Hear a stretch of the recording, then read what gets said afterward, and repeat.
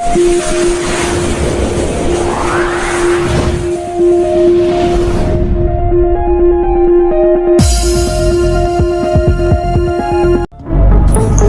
वक्त की बड़ी खबर झांसी से है। झांसी में भाजपा की प्रचंड जीत। झांसी में भाजपा प्रत्याशी अनुराग शर्मा ने लगातार दूसरी बार फहराया भाजपा का झंडा। शुरुआत से ही लगातार भाजपा प्रत्याशी अपनी बढ़त बनाए रहे तो वहीं प्रतिद्वंदी नहीं कर सके पीछा।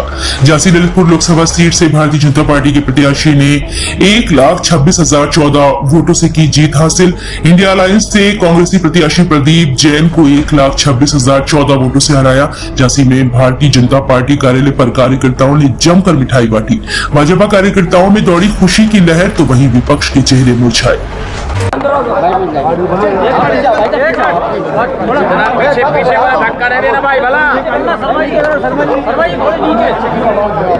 थोड़ा सा नीचे कर लो, बोल देंगे, जोर से बोल देंगे।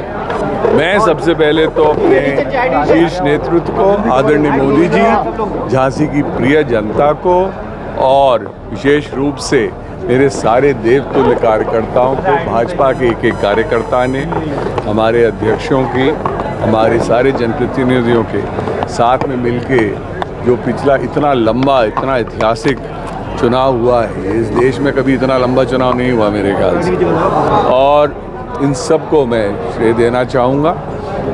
मेरे कार्यकर्ताओं ने अपना घर छोड़कर इतने दिनों तक इतनी कड़ी धूप में इतनी मेहनत करी, मैं उनका आजीवन आभारी हूँ। मैं अपनी जनता का आभारी हूँ कि उन्होंने एक बार फिर से उन्हें एक ऐतिहासिक जीत हमको दिलाई है। जब इतनी विषम परिस्थितियों में 1 लाख के आसपास की हमारी जीत हुई है, और मैं जनता के इस विश्वास को आगे हमेशा सर्वप्रिय मानता हूं, और इस विश्वास को आगे लेकर हम इनके साथ मिलकर झांसी को एक बहुत श्रेष्ठ और प्रथम जिला यूपी के बनाने की कोशिश करेंगे। कड़ा मुकाबला रहा, झांसी में भी काफी कड़ा मुकाबला, क्या कारण मानते हैं?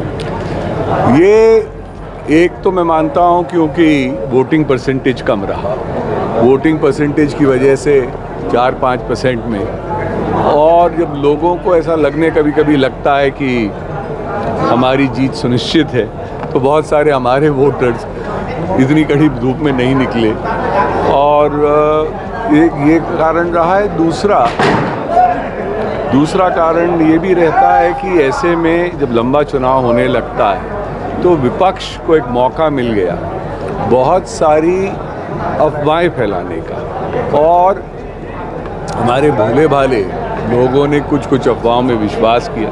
हम लोगों ने बहुत कोशिश करी कि ये अफवाहें नहीं ऐसी फैलाई जाए, और मैं लोगों को, अपने देश के लोगों को, अपने क्षेत्र के लोगों को ये विश्वास दिलाता हूँ कि संविधान में जो हमने कहा है कि सबको आरक्षण मिलेगा, जो आज मिलता आया है वो हर बार बरकरार ही रहेगा। जी, पूरे 5 साल में झांसी पर्सनल कमेंट्स होते रहे, क्या कहना चाहेंगे उन विपक्षियों को जो आप पे लगातार प्रतिक्रिया करते रहे? ये बहुत छोटी सोच से निकलते हैं। जब आप छोटी राजनीति करते हैं तो आपको ऐसे परिणाम मिल जाते हैं। लोगों को विश्वास, ये राष्ट्र का चुनाव है, और जिन लोगों को हारने की आदत हो चुकी है उनको जनता भी बता देती है। सांसद जी, अगले 5 साल में झांसी ललितपुर क्या अपेक्षा करें? मेरे बहुत सारी आशाएं हैं, हमारे लोगों की बहुत सारी आशाएं हैं। विशेष रूप से झांसी में जो अभी हमने कुछ प्रोजेक्ट शुरू करे थे वो थोड़े से डिलेड चल रहे थे पानी के बारे में, तो उसको पूरा करना है। बिजली का हमको पूरा इंफ्रास्ट्रक्चर जो हमारा है अपग्रेड कराना है, उसका प्रोजेक्ट सैंक्शन हो गया, क्योंकि चुनाव था। चुनाव के दौरान जो चीज़ें पेंडिंग पड़ी थी मैं कह नहीं सकता था, क्योंकि आचार संहिता लग रही थी, और उसका एक दुष्प्रचार करते रहे, पर जनता ने आज उनको जवाब दे दिया।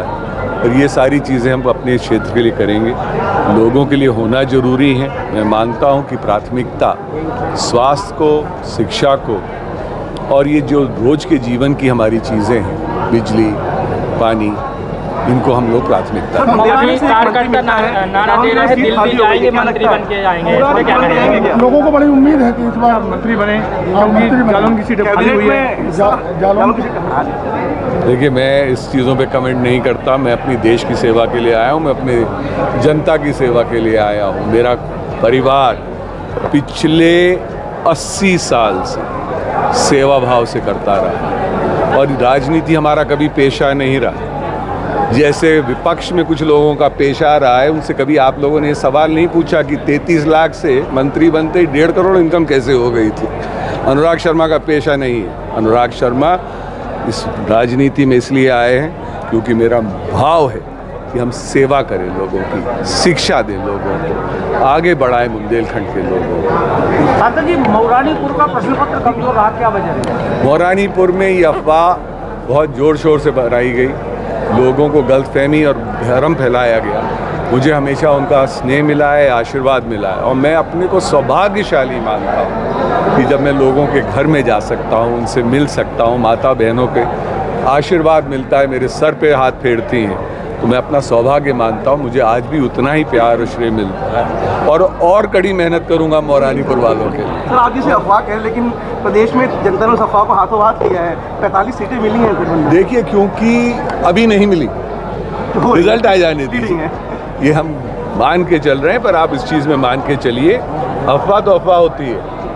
और जब मोदी जी जैसे दुनिया के सबसे लोकप्रिय नेता ये कह सकते हैं कि मैं अपनी जान दे दूंगा पर इस चीज़ पे हाथ नहीं लगाने दूंगा, और ये अफवाह फैलाई गई और बहुत बुरी तौर से फैलाई गई। लोगों को पता नहीं किस किस चीज़ के अलग अलग भ्रम फैलाए गई। तो आप लोग खुद ही रिपोर्टर्स हैं, आप लोग इतने इंटेलिजेंट लोग होते हैं, आप लोग खुद ही जाएंगे, आप लोग पता कर लेंगे, आपको बहुत सारी कहानियां सुनने को मिलेंगी। इसी के लिए नहीं, बहुत सारी चीज़ों का फायदा।